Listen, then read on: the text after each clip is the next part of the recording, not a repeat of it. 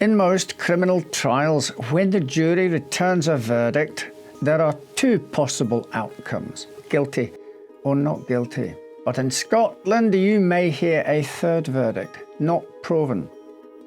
Not proven is a strange bit of legal wording with no specific definition and no different legal implications than the verdict of not guilty. In both cases, the defendant is acquitted of their crime and faces no punishment.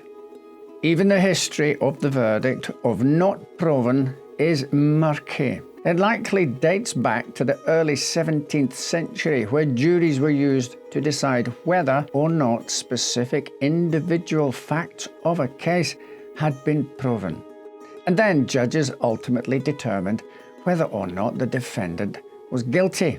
One of the most notorious Scottish cases in which the not proven verdict was issued is that of Madeleine Smith, the Glasgow socialite who starred in a murder trial so scandalous that it remains an object of fascination to this day.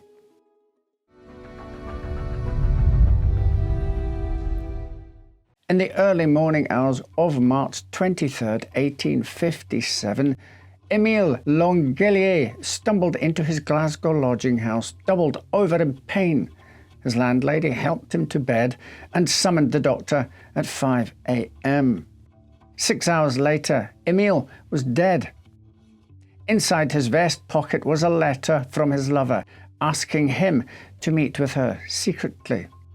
When Emile's post-mortem revealed a lethal amount of arsenic in his stomach, Glasgow police set out to question the woman who had signed the letter, Madeleine Smith.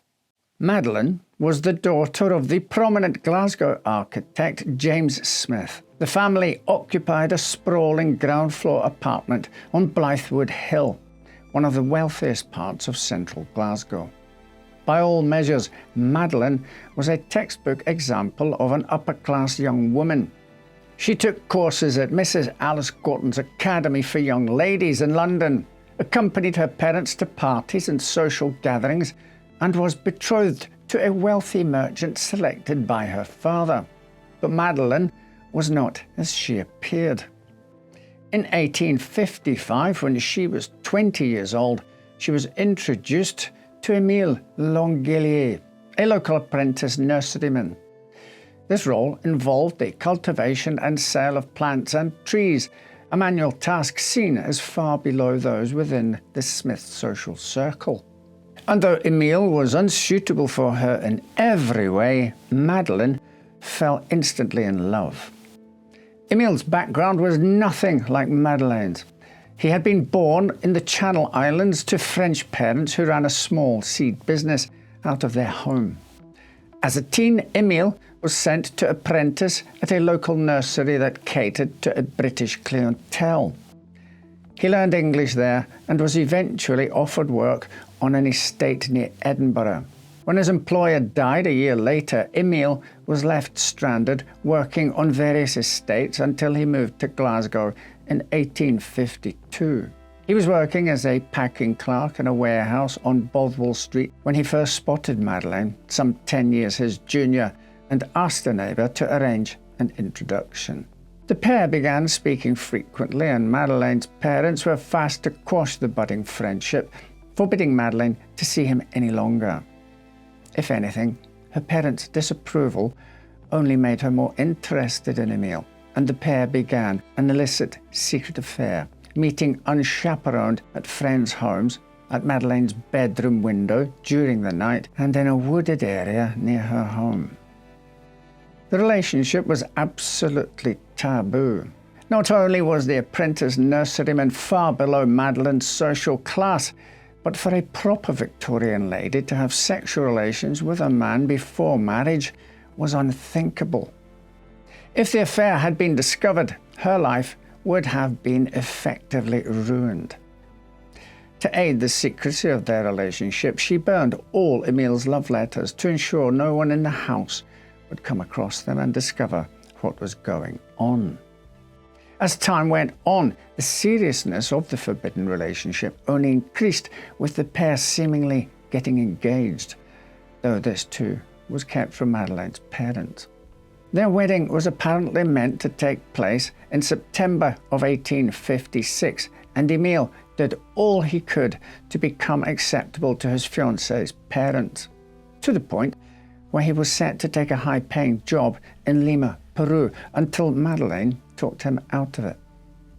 In a letter, she stated, quote, "My dearest Emile, I hope you have given up all idea of going to Lima. I will never be allowed to go to Lima with you, so I shall fancy you want to get quit of your Mimi. You can get plenty of appointments in Europe, any place in Europe. For my sake, do not go." Unquote. September came and went with no wedding taking place, and soon a new obstacle to their union would appear in the shape of a wealthy merchant named William Minnock. James Smith had met the 30-year-old bachelor on a business trip and thought him a perfect match for his daughter. With this, he began inviting Minnock to the Smith home, with the businessman eventually securing a flat above them, staying there when he was in town. Letters from Madeleine to Emile showed that she was initially cold towards the man chosen for her by her father, but as time progressed, her affection for him grew. Not wishing to hide anything from her lover, Madeleine was very open in her correspondence with him about her interactions with William. While this may not have been an issue during the early days when she actively disliked the man, as her feelings changed, these revelations only served to hurt Emile and inflame his jealousy. This culminated in January of 1857, when Madeleine accepted a marriage proposal from William Minnock. Madeleine knew that her family would never accept Emile as her husband, and she may never get such a promising proposal again. She needed to marry Minnock, and she needed to break things off with Emile. While she was open about William before, she could not bring herself to tell her already enraged lover of the engagement. Instead, intending to end their relationship, she tried to put it down to him returning one of her letters. Quote, "I felt truly astonished to have my last letter returned to me, but it will be the last you shall have an opportunity of returning to me. When you are not pleased with the letters I send you, then our correspondence shall be at an end. And as there is coolness on both sides, our engagement had better be broken. Altogether, I think, owing to coolness and indifference, nothing else, that we had better for the future consider ourselves as strangers. I trust your honour as a gentleman that you will not reveal anything that may have passed between us." Unquote. She went on to state that despite loving him once, her love had now ceased. She also asked that he return all of her letters. Instead of doing as he had been asked, the now jilted Emile threatened to reveal the letters to Madeleine's parents. She believed doing so would see her thrown out of the family, and so she now begged her one-time lover not to do so. The following weeks were marked by repeated attempts to convince Emile to turn over the letters, requests for a secret meeting, and a growing desperation to conceal her secret. By now, Emile heard rumours of the engagement, but Madeleine denied their truth. This back and forth abruptly ended on March the 23rd, 1857, when Emile suddenly passed away, with the death quickly becoming a source of local gossip and speculation. Undoubtedly, Madeleine learned of Emile's untimely demise soon after it happened, and on March 26th the family awoke to find that she was gone. William Minnock and one of Madeleine's brothers discovered her on a steamer bound for Roux, 25 miles along the River Clyde, where the Smith family owned a country property called Rowland. Madeleine told the men she had run because she was ashamed of something and worried her parents would be upset with her. After a brief stay at Rowland, the trio returned to Glasgow.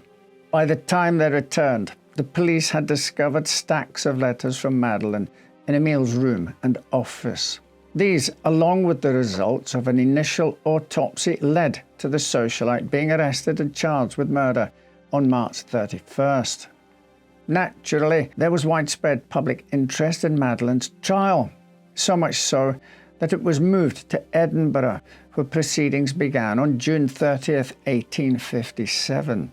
The prosecution was allowed to admit Madeleine's letters into evidence, but not Emile's private diary, which contained entries about their meetings. When the contents of the nearly 200 letters were revealed, their often salacious nature shocked the puritanical Victorian public.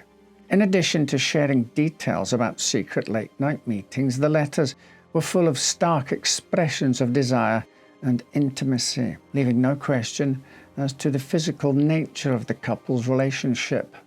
While the letters may have proven that Madeleine had motive for the murder, what convinced the prosecution she had committed it was the proof they had that she had purchased arsenic on 3 occasions leading up to Emile's demise. On Saturday, February 21st, Madeleine purchased a small amount of arsenic from a local apothecary, signing in the poison book that it was for use on rats. After a night out on February 22nd, Emile suffered a severe attack of stomach pain that left him bedridden for over a week. On March 6th, Madeleine purchased more arsenic from the apothecary, and again on March 17th, a third purchase. Emile went out of town on the 19th, but returned unexpectedly on the 22nd, telling his landlady that he received a letter calling him back. He asked her for a key to the front door, explaining that he expected to be out late. When he returned, he was already sick from arsenic poisoning. Due to laws at the time, Madeleine was not allowed to take the stand in her defense, but the deposition she gave to police upon her arrest was shared with the jury. In it, she claimed that she had not seen Emile for 3 weeks before his death. She did not deny their affair nor purchasing the arsenic, but she said that she had mixed the arsenic with water and washed her arms and face with it, a cosmetic use she had learned about at school. She lied to the apothecary about her intended use because she was embarrassed to admit it was for her complexion. The defense was unable to produce any witnesses who could prove that Emile and Madeleine had been together in the 3 weeks before his death. Their storyline relied on Madeleine's letters, but only the envelopes were dated, and the discovery of multiple letters stuffed into a single envelope suggested that Emile may not have been a fastidious record keeper. There was no way to prove that the letters referred to meetings following Madeleine's purchase of the arsenic. Madeleine's sister Janet, with whom she shared a bed, testified that she did not recall Madeleine rising in the middle of the night on the 22nd. The defense presented expert witnesses who testified to the cosmetic use of arsenic, which lent credibility to the defendant's claims.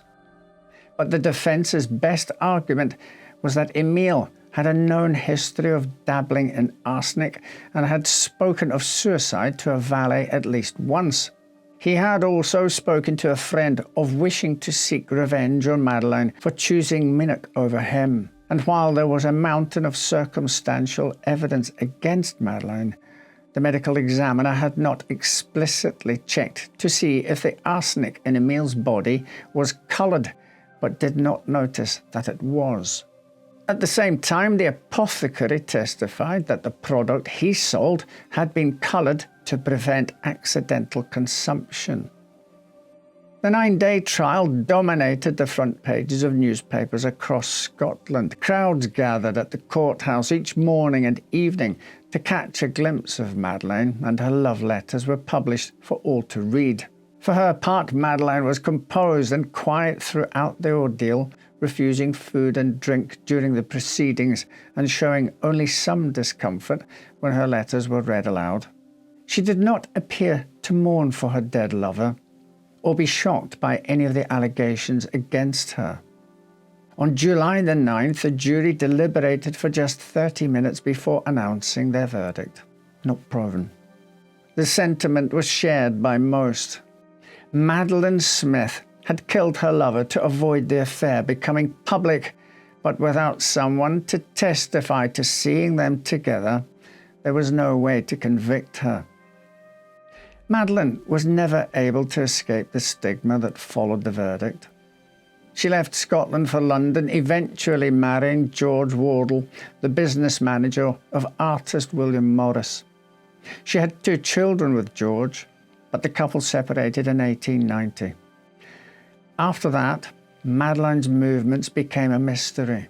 There is some evidence to suggest that she moved to New York, but where she died and when isn't known for certain.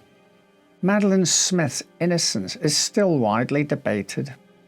There are some who think Emile killed himself to frame Madeleine for murder and ensure her affair was revealed to the world. But many more think Madeleine was clearly the murderer and only got lucky enough to not be spotted with Emile in the weeks before his death. But why did she never make any attempt to collect the letters she was so fearful of being discovered? Did she assume that the belongings of a dead man would be of no interest to the police? She was, after all, an upper-crust socialite with little knowledge of how something as distasteful as an arsenic death at a lodging house would be handled. If you think that Emile subjected himself to a long, painful death in the vague hopes that it might be traced back to Madeleine is a far-fetched theory, you're not alone. Even Madeleine's legal defence, John Inglis, seemed to fall into the not proven camp. When asked at a dinner party if he genuinely believed she was innocent, the lawyer responded that he would rather have danced than supped with her. Thank you for watching. Right then, take care, and I'll see you next time with another story that will make you say, "Well, I never."